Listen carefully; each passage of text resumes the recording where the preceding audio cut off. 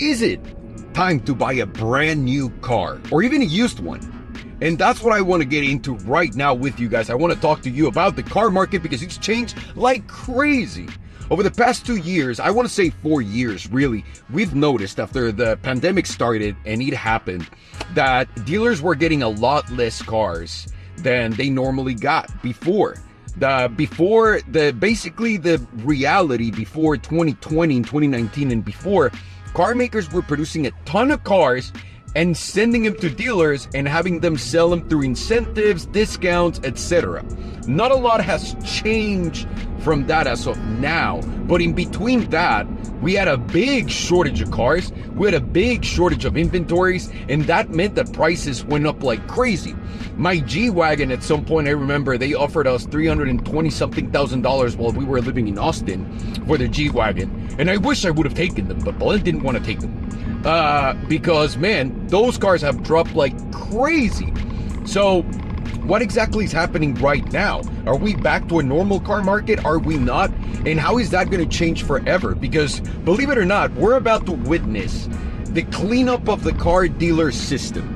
And I'll get to that in a second. So number one, like I said, if you've been looking for a brand new car, you know how hard it is to find one at a decent price with all the dealer markups. The reason why there's dealer markups is because, again, Jim Farley, CEO of Ford, and also Mary, the CEO of GM, and basically every single American CEO had come out in the past years and said, hey guys, we want to make a lot less cars, we want to make them to order, and the cars are going to be more expensive, therefore there's going to be more margin for us, and we're going to do incredibly well. And that sounds great and dandy if everything goes according to your plan. But I think what we're seeing right now, it's the beginning of the end of the dealer model. And I guess we'll have to see, wait and see if I'm wrong, or maybe this is just like another continuation of the same, but I personally really don't think so. So you've had all these cars go up like crazy, but ever since the Federal Reserve started hiking up interest rates, it became harder for people to borrow money and to be able to get a car. Because before, well, yeah, I bought a Model S, right? I bought my Model S, my Tesla Model S for $130,000. The payment is basically the same as one right now if you're buying the car for a little or closer to the $100,000 mark. And the reason why is because money's more expensive. So a lot of people were out of the market and a lot of people were getting adjusted during the pandemic, a lot of people got free money, whether they did it with the checks that they got on the mail from President Trump, or they did the PPP loans, and everybody and their mother got a brand new house and a new car. And I think in the housing market, it's more evident right now what the reality of the market is, because there's so many people that are trapped. What do I mean by trapped? And the same thing is happening in the car market, which I think it's really interesting. They're trapped because they bought cars at a really high price. Like, let's say, for example, in my sense, if I wanted to sell my Model S, I bought my car at $130,000. Prices have come down because there's not demand, because no one can afford to get a loan at these rates because the monthly payment becomes so huge. So what has happened? The price on the Model S has dropped like crazy. If I wanted to sell my car right now, I'm probably going to get $70,000, and I owe about $90,000 on the car, $95,000, putting me upside down $25,000 nonetheless, right? So when you're thinking about those numbers, you're thinking, so what's the big deal? Why can't you just sell it? Well, it's just like the house. If you sell your house right now, you might get more money than what you paid for, but your monthly payments to keep that house, and this does not apply so much for people paying cash for stuff, those monthly payments go up like crazy. So when those monthly payments go like crazy up, it becomes unaffordable. So now you're coming into the dealership to buy a brand new car and you want to trade in your Model S Plaid because you think you're so cool, like Alejandro that bought one of the first ones. And when they come up to you and they tell you, listen, dude, the best I can do is $60,000 right now for your Model S, then I gotta make the decision. Do I want to carry the negative balance, which is anywhere around $35,000 on my Plaid, and put it into a new car at the price with the interest rates? Or am I just going to stay put and keep my Model S? And this is what a lot of people are going through right now. Thank God I don't have the need and I don't want to sell my Model S, but it's really bad for a lot of people that are standing in the same place as I am with the Model S, but with any other car. The same thing happened to Mach-E's. You bought a brand new one for $63,000 and right now they're selling them for like 30 grand, 50% off like the brand new ones. And this is affecting the market in many different ways and many different dynamics, so people can't get rid of their cars. So what you're seeing, number one, is a very big slowdown in transactions. There's not the same amount of people buying and selling cars. The other thing that this is creating is a humongous inventory problem for all the makers. And now I want you guys to understand, the makers, the manufacturers, Ford, Stellantis, GM here in the United States, they tried with everything they could to keep those prices as high as possible, selling everybody on the lie that they sent memos to every single dealer during the pandemic saying, do not sell cars for over sticker. It looks bad. You're going to create a damaging relationship between yourself and your customer, and this is a problem. A lot of people might not know this, but dealers don't actually just get the car from the manufacturer. The manufacturer sells them the cars. So these dealers, when they get the cars, they have to pay for them. And when you have to pay for a massive amount of inventory that's just sitting on your floor, you gotta pay with it. How? Not a lot of people have the ability to just put equity. They need to go into debt. And those debt payments keep getting more and more expensive. And the longer the time goes, the longer a car sits on a showroom floor, that means that dealer is gonna bleed more and more and more and more money. And this, in a way, to me, seems something that could have been prevented in many different ways. But one of the easiest things to see is they did not change their model. And the reason why they did not change their model to direct sales to consumers is because they can't. There's a lot of car dealers. There's a lot of people that own all these mega dealerships or groups of dealerships that will not be willing to just let the manufacturer take all of their nut, and then they're just going to sit there and then what? Become a service center only? And a lot of people think that's the way to go, but that's not going to be what those people that buy and sell cars want to do. And I think right now what we're seeing, because the inventory has exploded for Stellantis, for GM, for Ford, even for Nissan starting to grow right now, but the foreign brands have actually a better control of this, whereas our domestic guys have a humongous 52% over inventory compared to the year, to a year exactly right now. So there's a lot more cars sitting in dealers. If you go to a lot of dealers, you'll see a lot of cars just sitting there. And maybe in some occasions, you'll see that they're not changing the prices, that they're not coming down with the prices. In some others, you will. They're not discounting the cars. They're giving a lot of incentives. And that's what they're trying to do to keep afloat and be able to move these units. But remember, guys, what happened to Maserati when they had the Quattroporte and everybody was leasing it for $499? Remember how many Maseratis were at every single dealership and they could barely get rid of them at a loss? Well, that same thing is going to happen to every single dealership. And this what I'm about to tell you now comes from personal experience.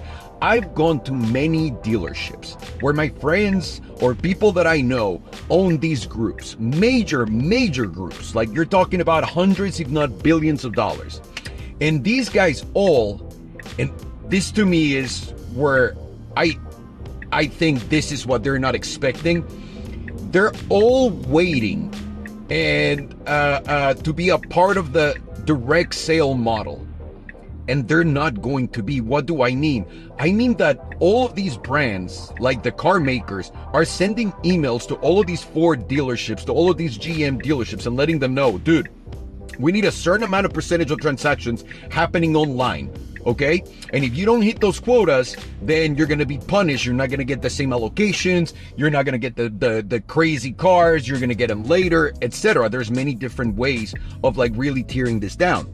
So these dealers are all helping the manufacturer to build their emailing list through direct sales without realizing that what they're doing is they're sending them a ton of inventory that they need to buy. That's going to basically bankrupt them because it's not going to move until they change interest rates, because no matter how much the prices drop, and you see this in houses, house prices have dropped. If you're a cash buyer, you're killing it right now. Killing it because you already have great discounts. And guess who's taking advantage of that? the big funds, people that have over 100 houses. 1 in 5 houses in the United States are selling to those big funds. But in cars, the same doesn't apply because there's no value that increments across over time like in houses. So right now what we're seeing is the automakers getting their nut, selling as many cars as possible to all these dealerships, and all these dealerships sitting in a ton of inventory that they're not going to be able to get out of. So now what are they going to do? Most likely they're trying to bankrupt or ruin most of these dealers into submission.